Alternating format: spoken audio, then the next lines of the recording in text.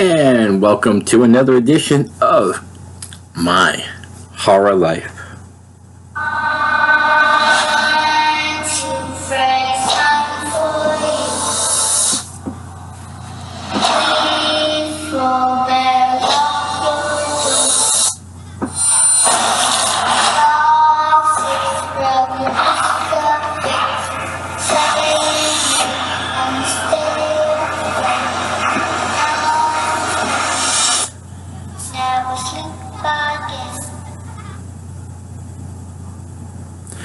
So that's the theme for today is A Nightmare on Elm Street. Hold on. Yes. So we delve into the mind of Fred Krueger. Y'all know him probably better as Freddy, but a lot of people forget. Fred Krueger, Mom. Fred Krueger. Yes, he was known as Fred Krueger in the beginning. So we get introduced to Nancy, and Nancy and her friends are starting to have dreams. I'm sure you guys all know the premise by now. And if he gets you in your dream, you're dead for real. Now, this was a kick in the ass to the horror industry, because in the early 80s, horror was riding high. And by 83, there was still some good movies and franchises, but horror needed something new. And boy, did Wes Craven, who has done some amazing movies. By the way, I have a Wes Craven tribute on my channel if anybody wants it. So, but man, did he have an incredible idea with this. You know, it's a man that can stalk your dreams and kill you for real. So you're afraid to stay awake because he figures out how to get you to sleep, and then when he gets you to sleep, he can kill you. So, wow, I mean, talk about like a no-win situation, because everybody has to sleep. And then we go through the adventures with Nancy, you know, where she does anything she can because she's convinced this guy is after her. And then we find out there's a secret behind Freddy. How the parents tried to took vengeance in their own hand and killed Fred Krueger. So, you know, this is Freddy's way of getting back at the parents by stalking their kids. I mean, what a parent's worst nightmare. And this had a great cast too. So, you know, Heather Langenkamp, Ronnie Blakely, I forgot his name, John Saxon,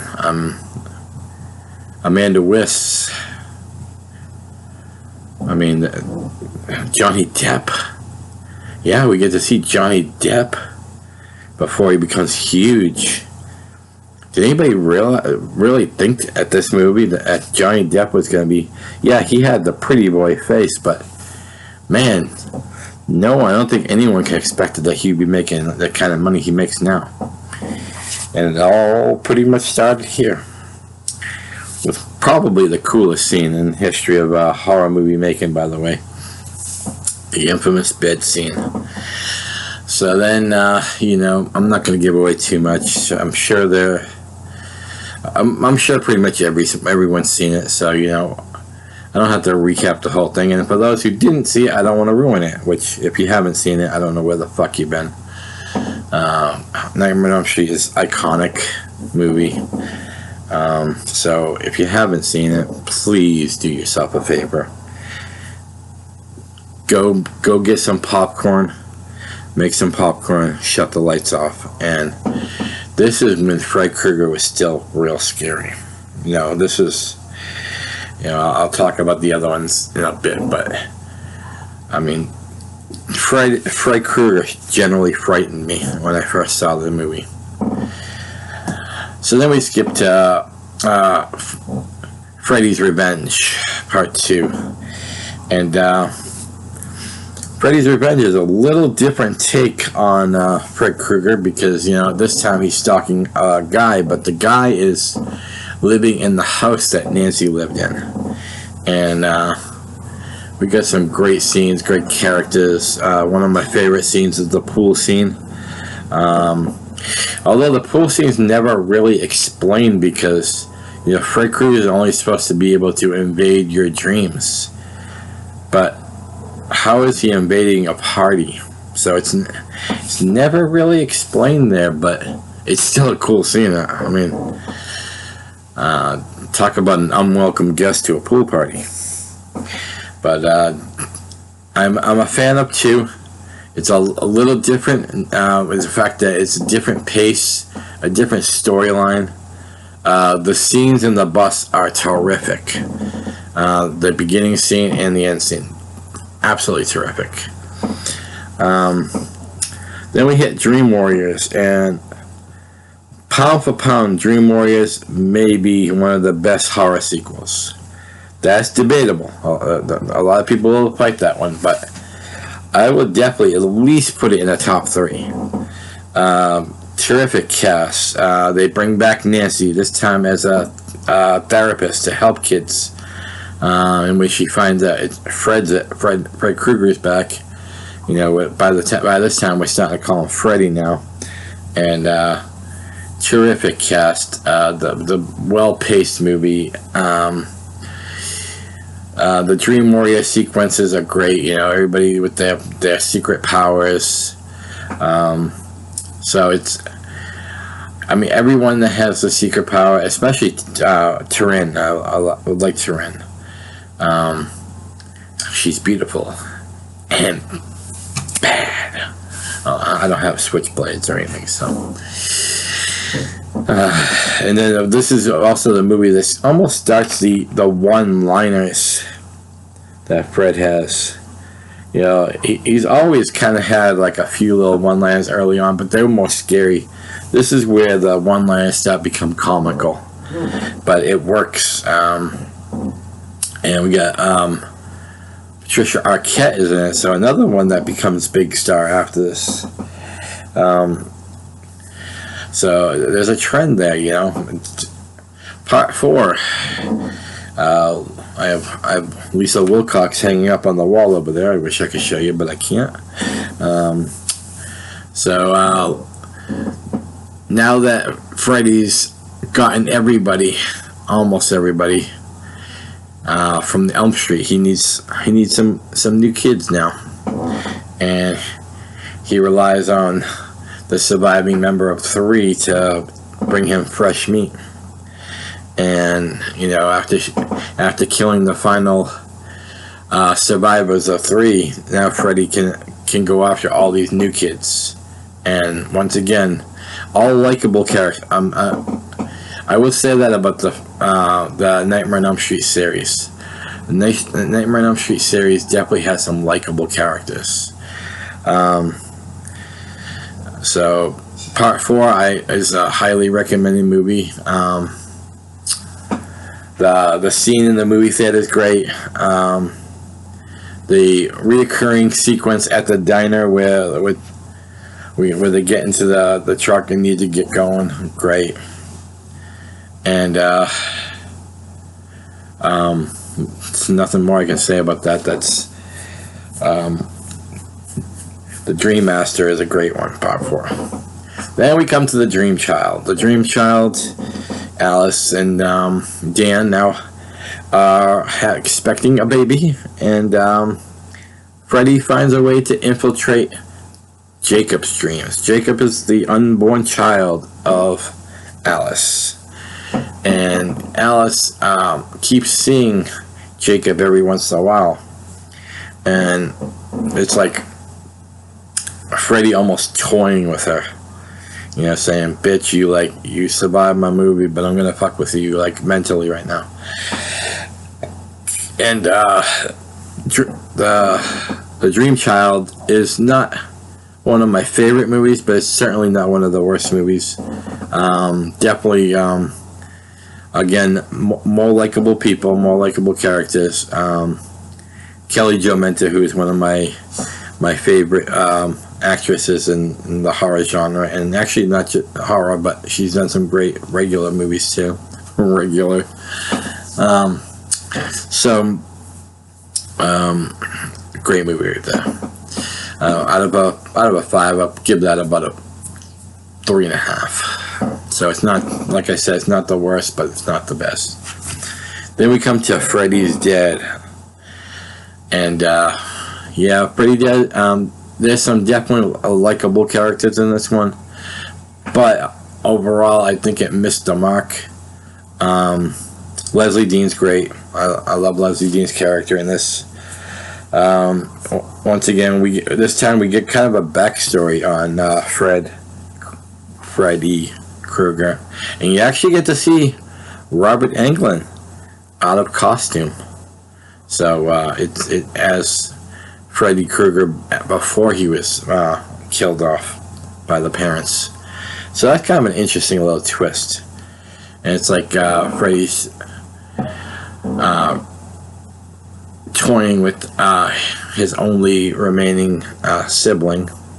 And in this one, you also get some 3D vision. I think I have the glasses somewhere around here still.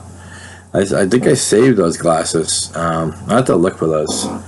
But it's only like the final sequence that's in 3D. And it was a nice little attempt. I think I could have done without the 3D, but it was definitely a nod to 3D movies, so I can't hate on it. Then we skip to Freddy vs. Jason, and I've talked about this in my in a Friday the 13th episode before, and I like what they did with the Freddy character in this. Basically, Freddy's the bad guy.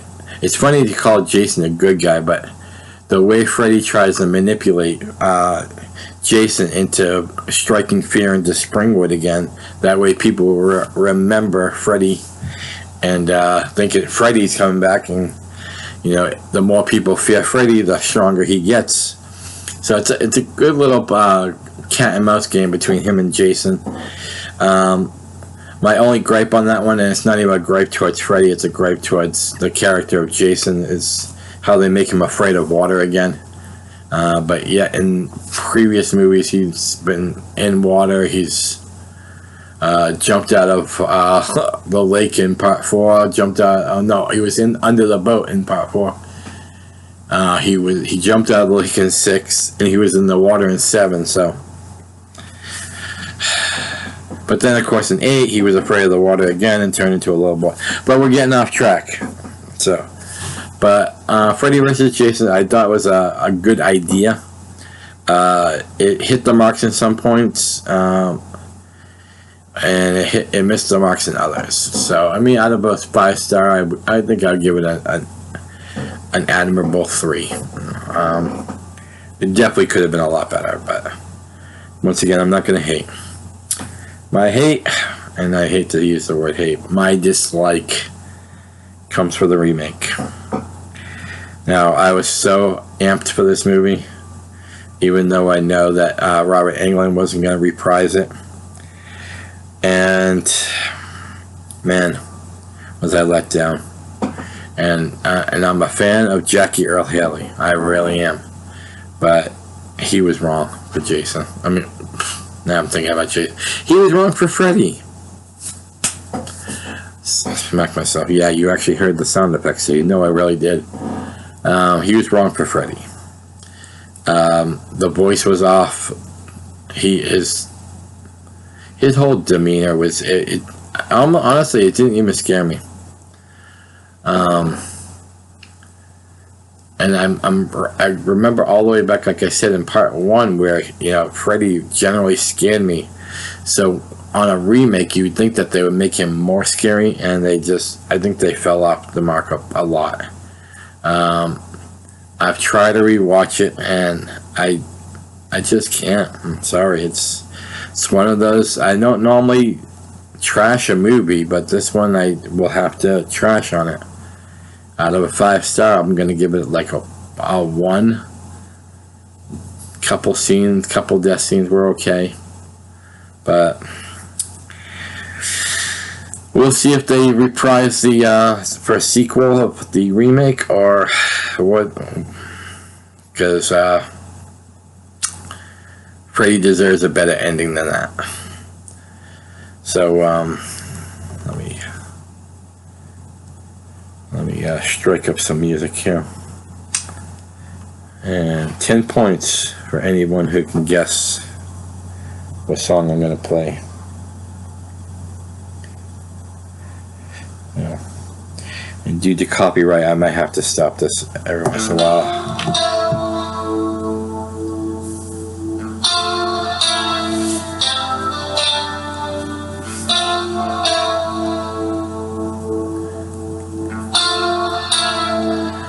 Dream Warriors is not only the best sequel, it also presents the best song in all the soundtracks. Bar none. I will go to bat for that one.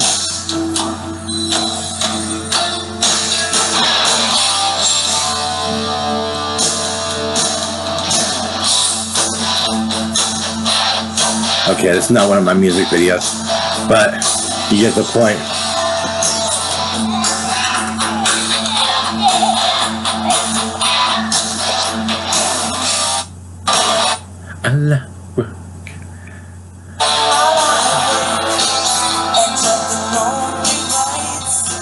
Alright guys, thank you for joining me on this one, and we'll see you with my next one. I've done Halloween, I've done Texas Chainsaw Massacre, I've done Nightmare on Elm Street. I haven't done a Friday the 13th one in a while, but I might actually do a Sleepaway Camp one. Who knows, maybe I'll just do like a Phantasm one. Let's see, what else? Saw one? Nah. Child's Play one? Maybe. How about you guys? Comment down below. What do you want me to do next? And we're talking franchises, so franchise down below.